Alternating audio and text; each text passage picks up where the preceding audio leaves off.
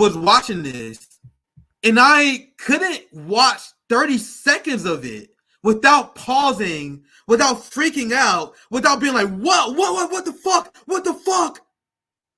But before I get to this batshit crazy CNN segment, I'm going to show you guys something that's very important. What the media is not telling you is how you have these protests, a lot of them being led by anti-Zionist Jewish people.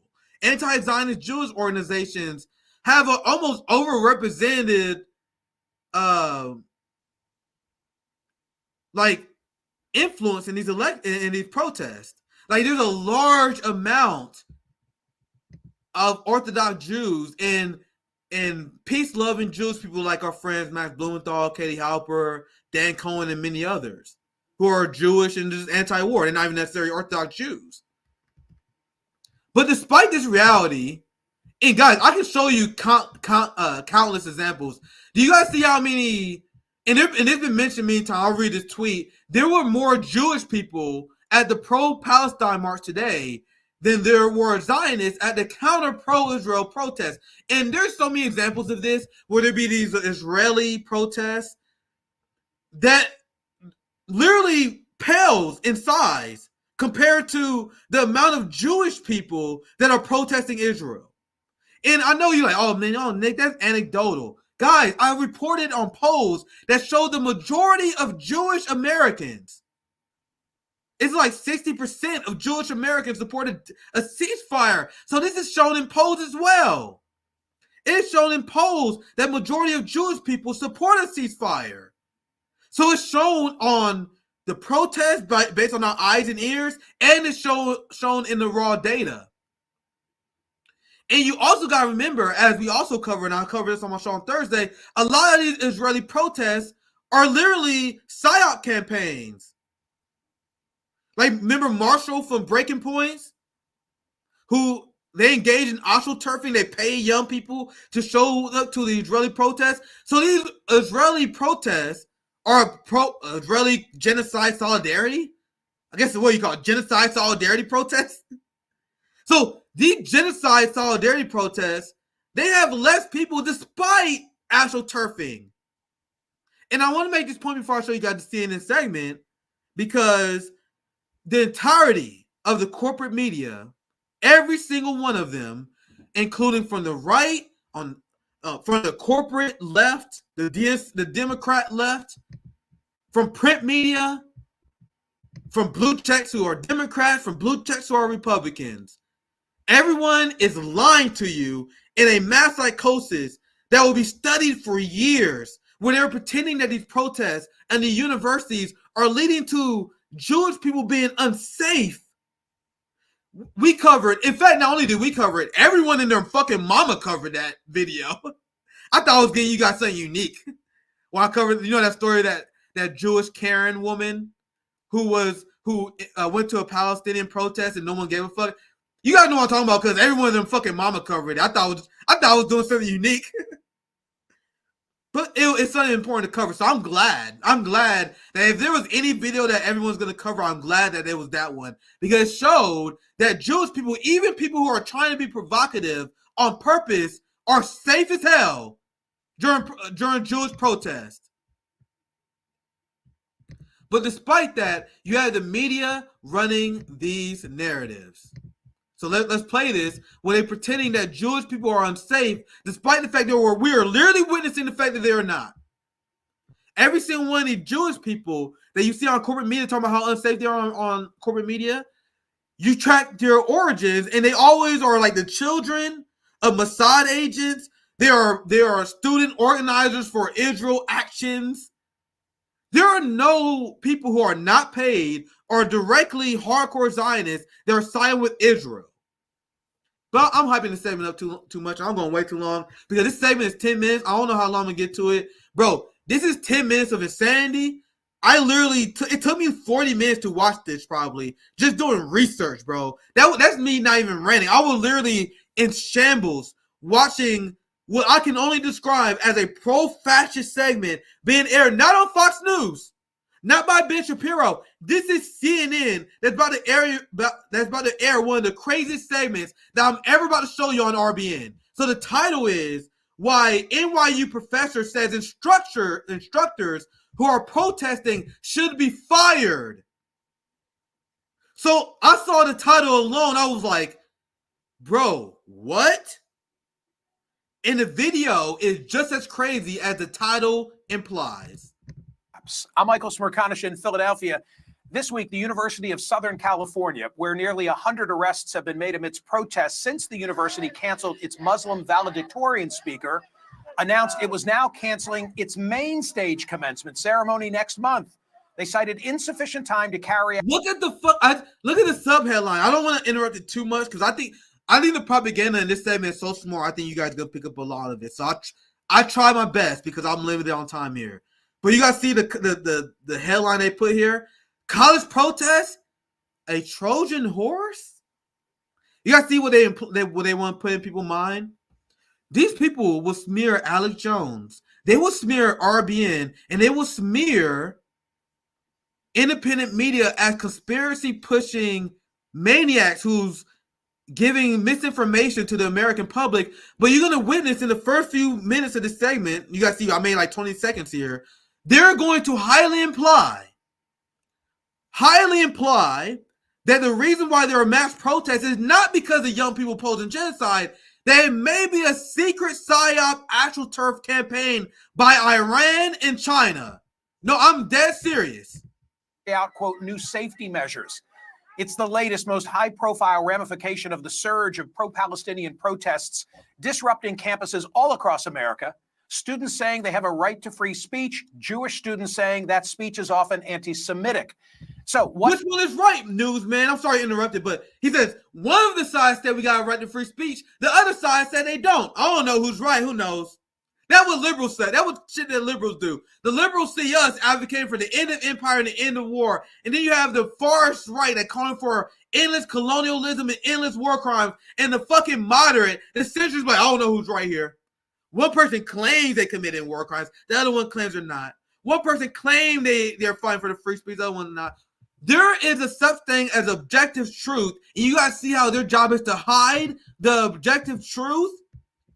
The objective truth is that students, not even students, that Americans, anyone under a free democratic society have a right to protest their government foreign policy. But then CNN poses it as a question. Like, oh, who's right on this First Amendment debate? Do students have the right to protest their government? I don't know.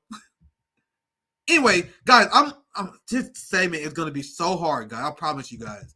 I already broke my vow. I apologize so much. California, where nearly 100 arrests have been made amidst protests since the university canceled its Muslim valedictorian speaker, announced it was now canceling its main stage commencement ceremony next month. They cited insufficient time to carry out, quote, new safety measures. It's the latest, most high-profile ramification of the surge of pro-Palestinian protests disrupting campuses all across America. Students saying they have a right to free speech. Jewish students saying that speech is often anti-Semitic. So what is the current reaction? Are protesters the modern-day Greeks who used a deceptive tactic to enter the campus and defeat the Trojans? Me, I'm sympathetic to the university presidents and administrators who— Of course you are. Of course you are. You see the scourge of institutionalist ideology? You don't get the job on CNN unless you're naturally inclined to be sympathetic towards the institutions instead of the people. So I'm going to keep my interruptions short because it's going to be hard. You got to see, I favor and I'm sympathetic towards the institutions. Fuck the institutions, especially the institutions supporting genocide. It's often anti-Semitic. So what is the current reaction? Are protesters the modern-day Greeks who used a deceptive tactic to enter the campus and defeat the Trojans? Me, I'm sympathetic to the university presidents and administrators who now have to engage in a difficult balancing act. Campuses have become the staging ground for America's growing divide over supporting Israel as it retaliates for Hamas's October 7 attacks. Really quick, you see how there's a balancing act? There is no balancing act. You have the right to protest. Freedom of speech is real. There is no balancing act here, sir. But I'll let it continue. Hundreds were arrested at pro-Palestinian protests and encampments at several major U.S. universities. And you guys see why I stopped using the term pro-Palestinian? Or at least I'm going to try, because I fucked up earlier. I'm purposely going to try to stop using the term pro-Palestinian protest, because you guys see what they're trying to do? It's not anti-genocide protests. It's not even pro-ceasefire protests. It's, oh, you're picking a side. Look at these people picking a side. Look at these tribal people. That's the implication. They're not tribal. We are advocating for international law. But they say pro-Palestinian protest. But I'll let it continue. I tell you guys, this one's going to be very fucking hard for me. But let's see how much October 7 attacks. Hundreds were arrested at pro-Palestinian protests and encampments at several major U.S. universities around the country. Friday, Columbia University announced that it had banned the student leading the university's pro-Palestinian protests. A student spokesperson for Columbia's Apartheid Divest Coalition acknowledged that in a past Instagram video, guys, and they are loving this. The corporate media is having a field day over this. But I see a lot of people condemning this person. That is not what we're gonna do. I condemn the people who commit genocide. I condemn the people who will lead someone to have an emotional outburst when they say something they may regret, like Zionists don't deserve to live. And I don't disagree with, but I'm gonna say this, because I don't condemn what he said at all. I'm gonna say we need to move in a tactical way. That's all I'm gonna say. You know what I mean? Like, this is the kind of stuff you probably should say behind the scenes, because we're fighting a propaganda war. But I think the anger should go towards the government that leads people to say this kind of stuff. You don't condemn the people who say something you may find distasteful. And I'm gonna be open. I'm gonna be clear. I absolutely don't find it distasteful. We've got to be tactical and where does that make sense? Hopefully, I'm very torn on this, as you guys see, because I'm very sympathetic with this guy, because I see people in the Palestinian movement condemn him because they are using him as a way to condemn the protest, but we shouldn't go along with that shit. You know what I mean? We shouldn't go along with them. You know what I mean? We have every right to be emotional. We have every right to be emotional. And if we are emotional and we say something that we may or may not regret, it's because the government led us to that position. But with that said, maybe like we gotta be tactical too. Like, do those two thoughts make sense, guys? Can you guys see how I'm kind of torn on this? Because we need people to speak their heart and truth, but at the same time, if you are someone who literally organizing these protests, as someone in the comments said, don't give them the ammunition. Do those two thoughts together make sense? I hope it does, because you guys see how I'm kind of torn on this. But anyway, let's continue. Let's continue the video. But you guys see, they're going to use him as a way to attack the protest, which is why a lot of people are kind of upset at him. But let's person for Columbia's Apartheid Divest Coalition acknowledged that in a past Instagram video, he had said, quote, Zionists don't deserve to live. Meanwhile, the movement is also proliferating to campuses around the globe, from Paris to Rome to England to Australia. Several American schools suspended classes or moved them online, and some campuses shut down completely. But I say campuses shouldn't close, nor should they permit tents. Tents aren't speech. Tents are trespassing. Does it say that in the Constitution? You guys see how these fascists, they just make shit up? I've seen people say, oh, you're not allowed to protest over there because people drive over there. Like, there's nothing in the Constitution that's supposed to limit this shit. A protest with permission of the government and institutions is a glorified prep rally. The point of a protest is to disrupt. So what these people who claim they support the Constitution, they say, well, that's not really free speech. I am here to dictate what free speech is. He said tents are not free speech. Where in the Constitution is there an exception for tenting? They just make shit up. That is what fascists do. But God damn it, I'm going way too long on the segment. I'm very self-aware. This segment is very hard to get through, but let's continue. Shouldn't close, nor should they permit tents. Tents aren't speech. Tents are trespassing. They need to balance those interests, the interests of those who want to protest without hate speech, or otherwise inciting violence, and within the rules established by these private universities, balance those interests while ensuring that the university community at large can carry on its functioning.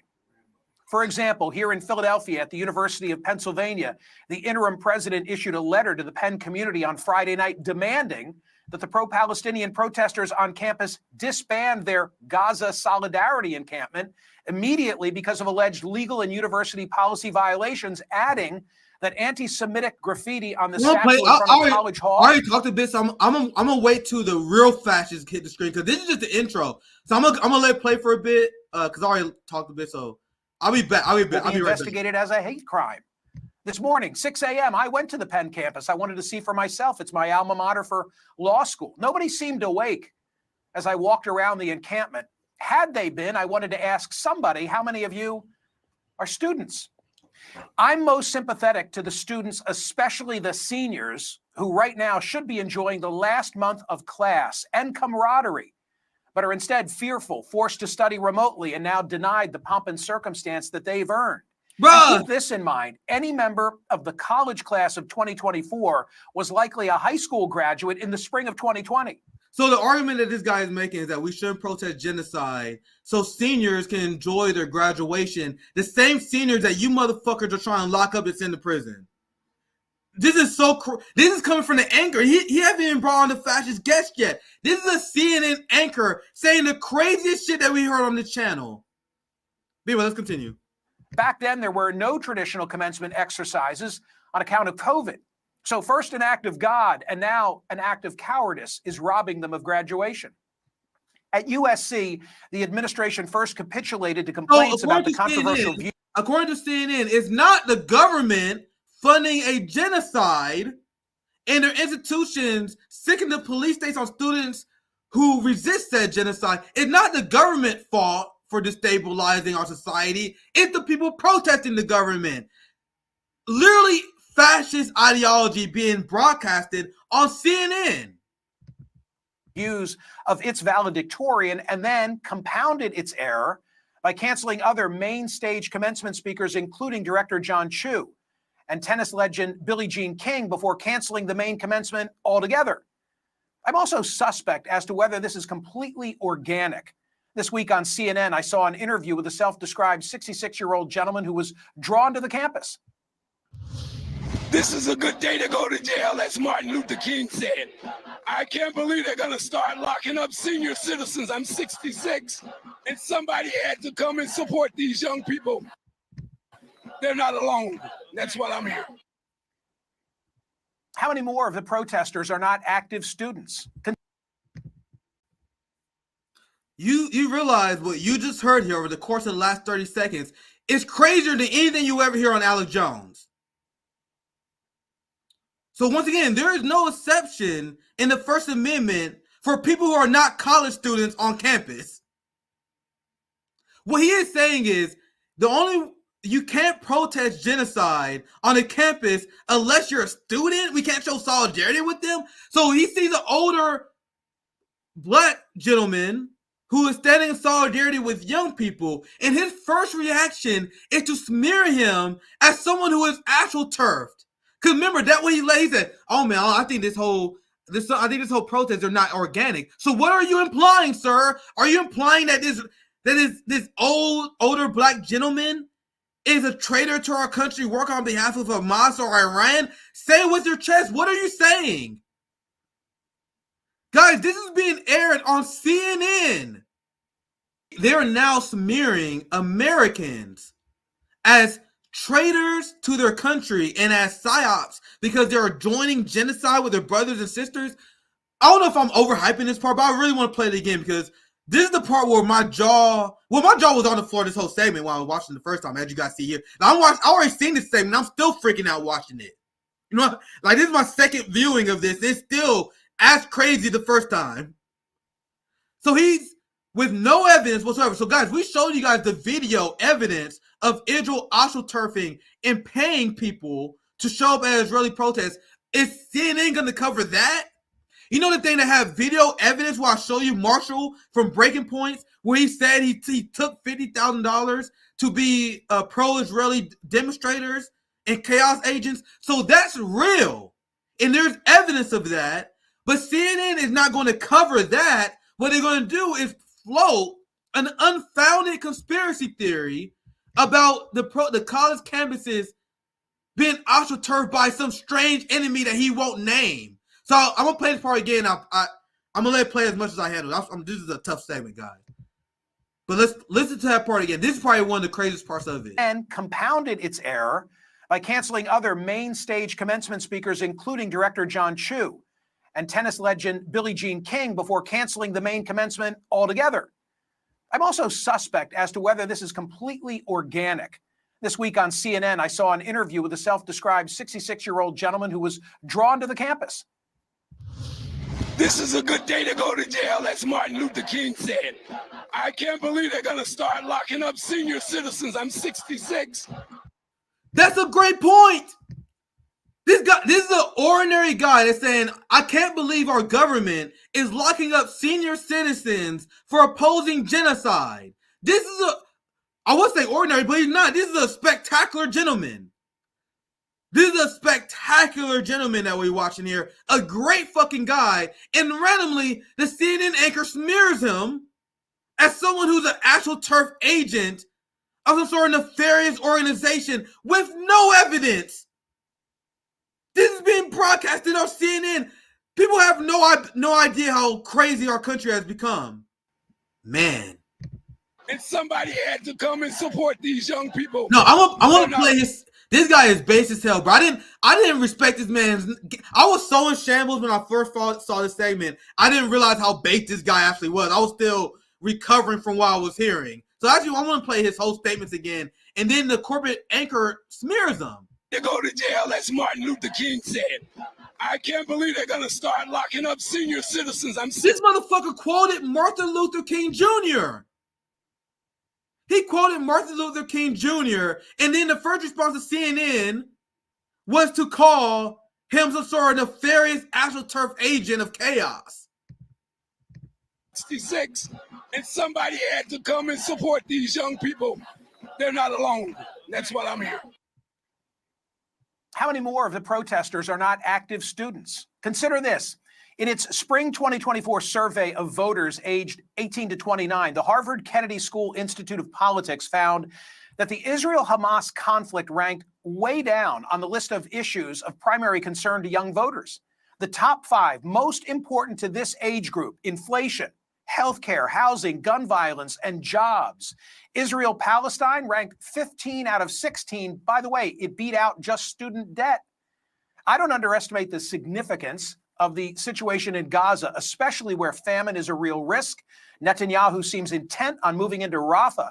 And NBC is now reporting that an investigation into 7 deadly airstrikes has found that Palestinians were killed in areas of southern Gaza that the Israeli military had explicitly designated as safe zones. Still, it's curious that there was no similar campus activism on abortion rights, the Russian invasion of Ukraine, or threats to democracy. Are you fucking serious? You guys are really this dumb.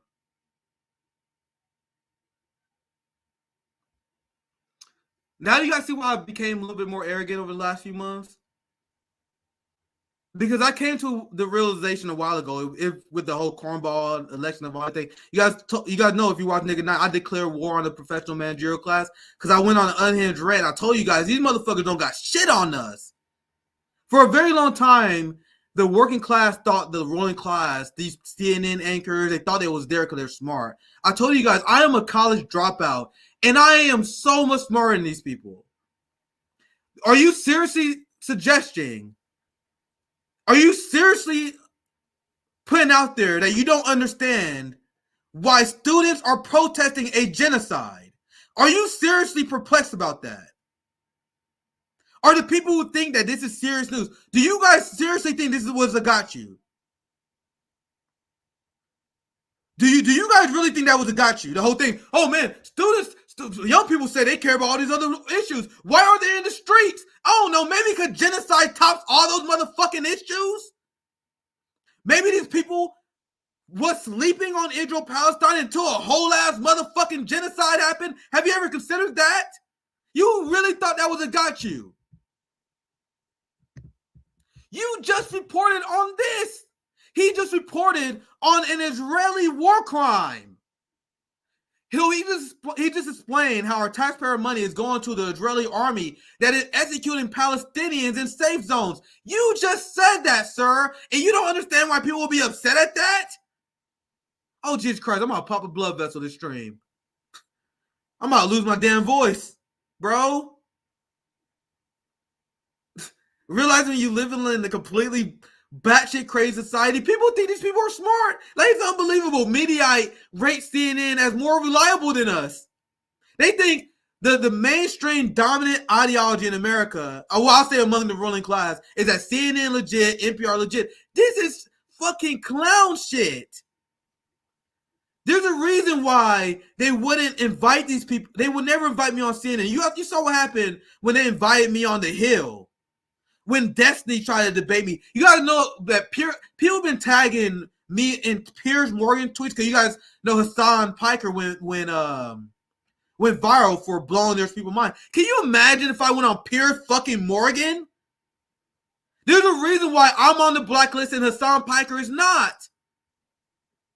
These people are fucking moronic, and I can destroy their talking points in my sleep. And I want our movement to understand this. The professional managerial class, the ruling class, they are not smarter than us. The people who have degrees, and it's something that I can't believe I fell for this in my lifetime. Where it is like, even when I started as a citizen journalist, there was like this shock and awe over people. Oh, this guy, he has a master's in this issue. Oh, this person, he's an expert in this field. This is the shit we fall for. Guys, it took me 3 years of being a citizen journalist to realize that all the other motherfuckers are dumb. Guys, I am not smart. There is nothing uniquely smart about me. I do not believe that I am uniquely intelligent. I'm just surrounded by a bunch of dumb motherfuckers. We're surrounded, and our enemy is dumb. I am not smart. I'm the tall person in a midget pool. You know what I mean? I wasn't good at like the scholarly shit. You know what I mean? I took calculus 3 in college. I was like, what the fuck is this? They were showing me symbols. I was like, what the fuck do these symbols mean? Nigga, can you keep the letters? Bro, I flunked out college calculus 3. I was like, dude, fuck this shit, bro. So that's what they mastered the bookworm shit, but they can't actually think. They got no fucking common sense. I promise you guys, every single everyone I see in the comments that leave these base chats, just the average person RBN is way smarter than the professional managerial class. And I realize the professional managerial class people, they just good at bookworm shit. They're good at math and math and science. But they're so dumb, they run this propaganda thinking that it's tricking people. And now I'm literally going through this right now where I'm like, bro, like Noam Chomsky said when he wrote Manufactured Consent, they only hire people who will go along with the narrative. I really think they're this dumb, man. Like, after being through this, in this space for 3 years, after being right about everything and debating the Bernie Sanders left who was wrong about everything, after watching Dr. Cornel West get Alexei Navalny wrong, now it came out that Russia didn't have nothing to do with killing them. You had the Breonna Joy Gray that repeated that uncritically. You had all these professional managerial class people repeating propaganda uncritically that we see through on RBN, and we are college dropouts. Rome will openly tell you, I'm a high school dropout. We are just average people of the proletariat, and we see through stuff that the establishment can't see. So I realize that, man, I don't even think that we're uniquely talented. I come to the conclusion that the ruling class is literally ran by a bunch of fucking morons. And they are fucking weak, and they are so ready and ripe for revolution.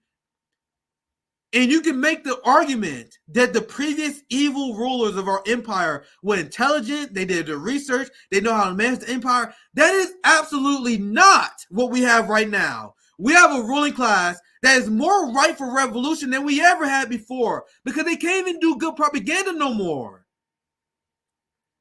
I can have my brothers listen to this shit in the background. They're like, this shit is ridiculous. They don't study politics like I do.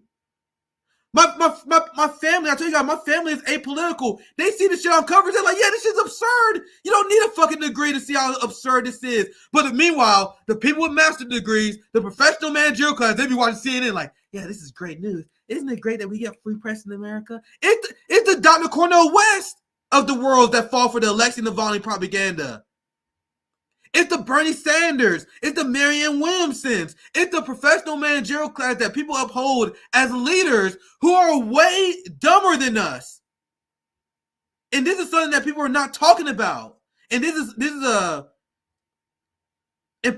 like something I just now realized. I don't know why it took me so long to realize this. That's why I remember that whole bit about me revoking doctorate degrees. That bit I came up with because I'm like, man, these motherfuckers don't deserve it. Like, guys, I legitimately don't view doctorate degrees. I don't view none of that shit with any prestige anymore. Oh, I guess you're good at math and science, but especially if you got a political science degree, bro. You got a degree in African studies, bro. That shit doesn't mean nothing. You got a ton of black liberals who got masters in African studies. If you got a degree in social sciences, if you got a master, if you have a doctor in social science, you might as well throw that fucking diploma away. I will acknowledge that if you like major calculus, if you got a master's in math, I guess that's legit. If you're fucking good at geometry and shit, I guess engineer, I guess those are legit. But social sciences, throw that shit away.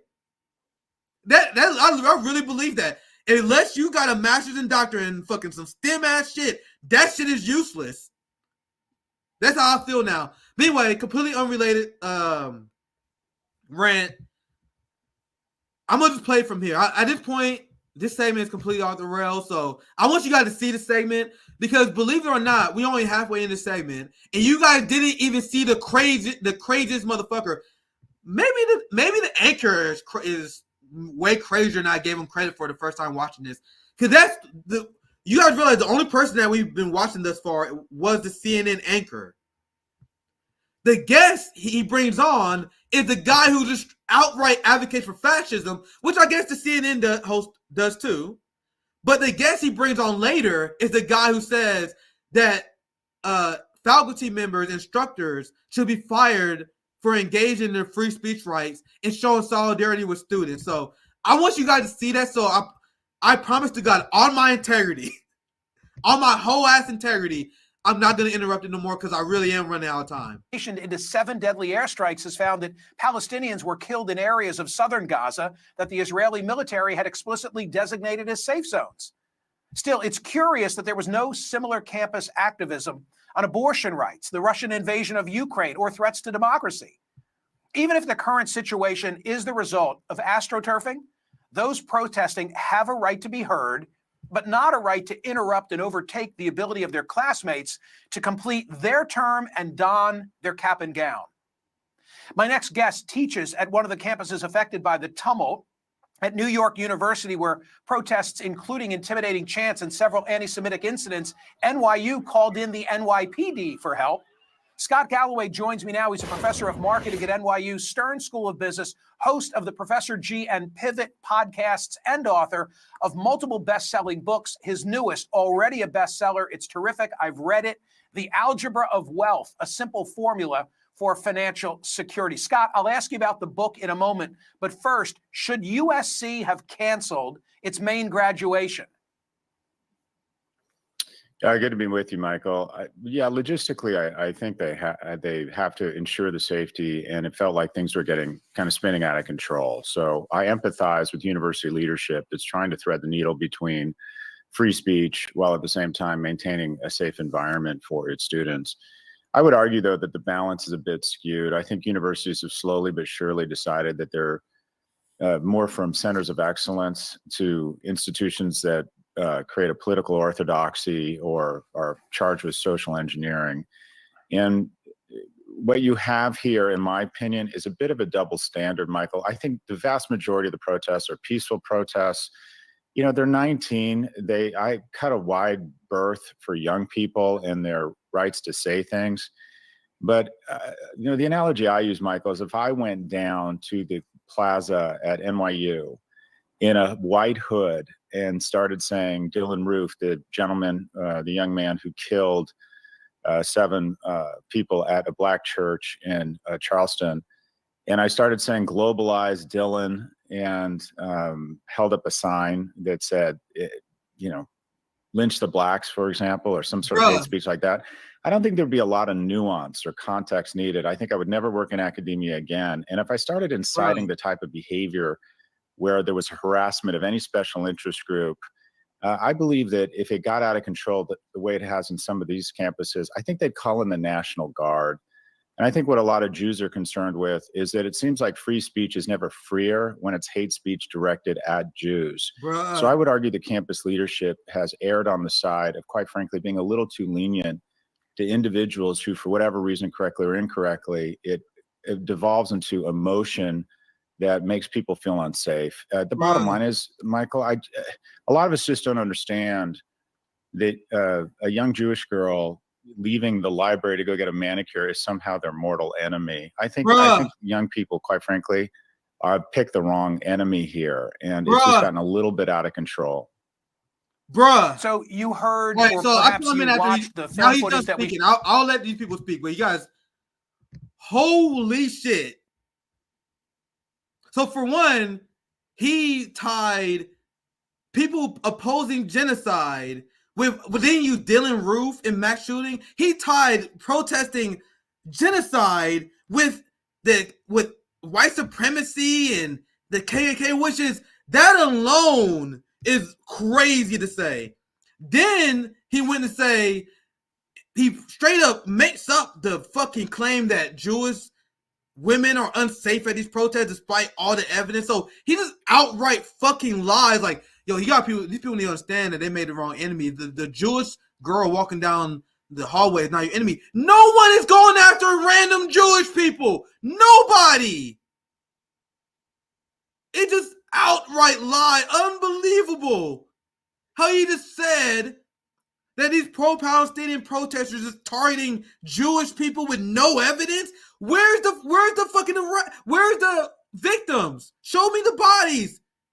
The story they ran with for weeks was the story about some person being poked in the eye with a Palestinian flag. And then the footage came out and it turned out to be completely fake. Like, it absolutely did not happen. Like, the flag brushed them. Nowhere near the eye. So if you guys have all this evidence of Jewish people being harassed on campus, show us your work. All right, 2 minutes left. I just want to chime in after that unhinged commentary. So this is the last part, so I won't interrupt until the video ends on my integrity. Let's continue. He showed the map of the country where the growth of these protests has now exploded across the U.S. and perhaps worldwide. What accounts for it, and do you believe it to be completely organic? Well, there's some strange things. I went to the NYU protest. 40% of the tents were the same tents at Columbia. So there's something very coordinated going on. I think it's a variety of few things. One, I think that a lot of students incorrectly, in my view, conflate what's going on in Gaza with the civil rights movement. Two, we have not done a great job, or we in colleges have created this oppressor and oppressed orthodoxy. And the easiest way to identify an oppressor in the minds of many of these young people is how white and how rich you are. And ground zero, correctly or incorrectly, for whiteness and richness is Israel and Jews. Also, just to be fair, Israel has not draped itself in glory. Netanyahu has struck some deals with the far right, including very bigoted members of the Knesset over settlements. We've seen Israel go from kind of the David to the Goliath. So the atmospherics are not good here. And then finally, I think there's something bigger going on, Michael. I think that you have young people who are enraged by the lack of opportunity that they're presented with. I think that protesting is kind of the new, if you will, sex. Young people aren't having as much sex. I know how ridiculous that sounds, but for the species to survive, you have to have young people connecting in terms of romantic opportunities. And also for the species to survive, You get a You dopa hit crazy from motherfucker. gathering together and fighting off a perceived enemy. And I think they're erring on the latter, if you will. I think they're on the hunt for what I'd call a fake mortal enemy. And the reality is, if you type in to Google anti-Semitism and pick any century in the last 3,000 years, you're going to find multiple instances where the world decides that Jews are the mortal enemy. And then finally, and I know this sounds paranoid, but it doesn't mean I'm wrong, the frame through which they view the world is oftentimes or predominantly TikTok.